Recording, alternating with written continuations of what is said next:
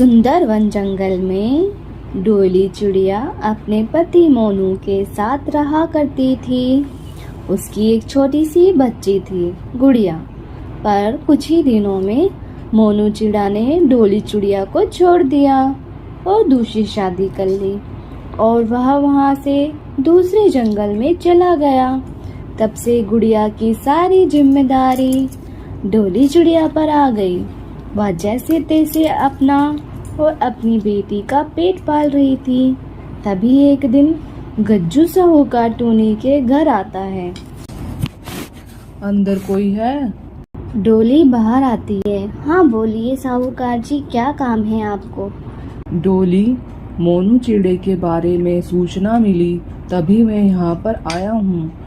मोनू ने मुझसे कुछ ही दिन पहले उधार पैसे लिए थे, तब मैंने पैसे दे दिए थे। अब मेरे पैसे कौन लौटाएगा? वो तो अब है नहीं। अब तुमको ही मेरे पैसे देने होंगे। पर साहूकार जी, इस बारे में तो मुझे कुछ नहीं पता और आप ही बताएं, मैं पैसे कहाँ चुकाऊंगी? घर में खाने तक को नहीं है। मैं कुछ नहीं जानता। या तो मुझे मेरे पैसे दे दो, नहीं तो मैं यह घर ले लूंगा। बस 2 दिन की मोहलत देता हूँ तुम्हें। इतना कहकर गज्जू साहूकार वहाँ से चला जाता है। डोली चिड़िया रोने लगती है।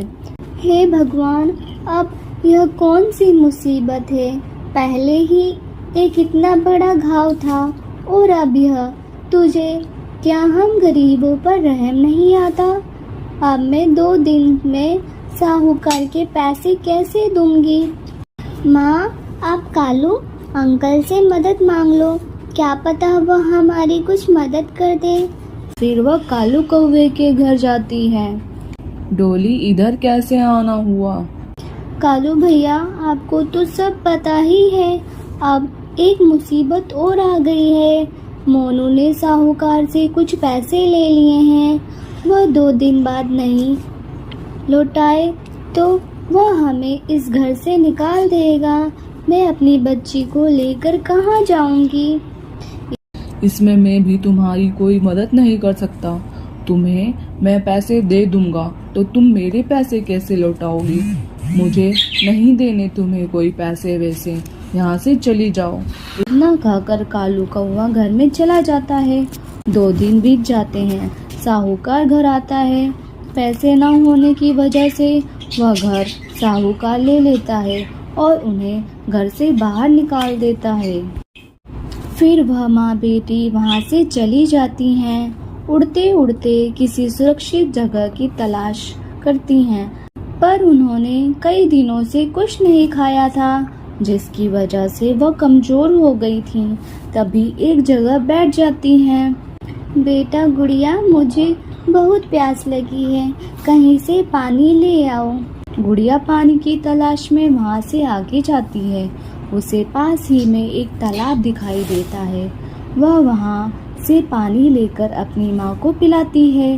तभी गुड़िया की नज़र एक फूल पर पड़ती है जो कि मुरझाया हुआ था। माँ, यह फूल ऐसे क्यों हो गया है? बेटा, इसे भी कई दिनों से पानी नहीं मिला है, इसी वजह से। गुड़िया तालाब से पानी लाकर उस पौधे में डालती है। तभी वह फूल खिल जाता है और उसमें से एक परी निकलती है। गुड़िया, तुमने मुझे एक नया जीवन दान दिया है। बुरी परी ने मुझे इसमें कैद कर दिया था। जब तक कोई इसमें पानी नहीं डालता, मैं इसमें कैद रहती। बोलो, तुम्हें क्या चाहिए? गुड़िया अपनी सारी बातें परी को बताती है कि वह कैसे पैसे की वजह से अपने घर को छोड़ना पड़ा। परी को सारी बात समझ आ जाती है। वह बहुत ही मुसीबत में है। ना उसके पास घर है, ना ही खाने को। परी वहीं पर जादू से फूलों का घर बना देती है। गुड़िया, यह फूलों का घर तुम्हारा है। आज से तुम और तुम्हारी माँ इसमें रहना। यह तुम्हारा ही घर है। इतना कहकर परी वहाँ से गायब हो जाती है। डोली और गुड़िया उसके अंदर जाती हैं। माँ, यह कितना प्यारा घर है। पूरे जंगल में सबसे प्यारा हमारा घर है। वहीं पास में बहुत ही सुंदर सुंदर फूल लगे हुए थे। वह उन फूलों को इकट्ठा करके जंगल में बेचने जाती है, जिससे उन्हें अच्छे पैसे मिल जाते हैं और उन पैसों से अनाज खरीदकर वो घर लाती है। इससे उनके जीवन में एक नया सवेरा आता है और उनके पैसे, अनाज की और रहने की सारी समस्या खत्म हो जाती है। तो दोस्तों, कैसी लगी ये कहानी कमेंट में ज़रूर बताना और भी अच्छी अच्छी कहानी सुनने के लिए हमारे चैनल को लाइक, शेयर एंड सब्सक्राइब करना दोस्तों। धन्यवाद।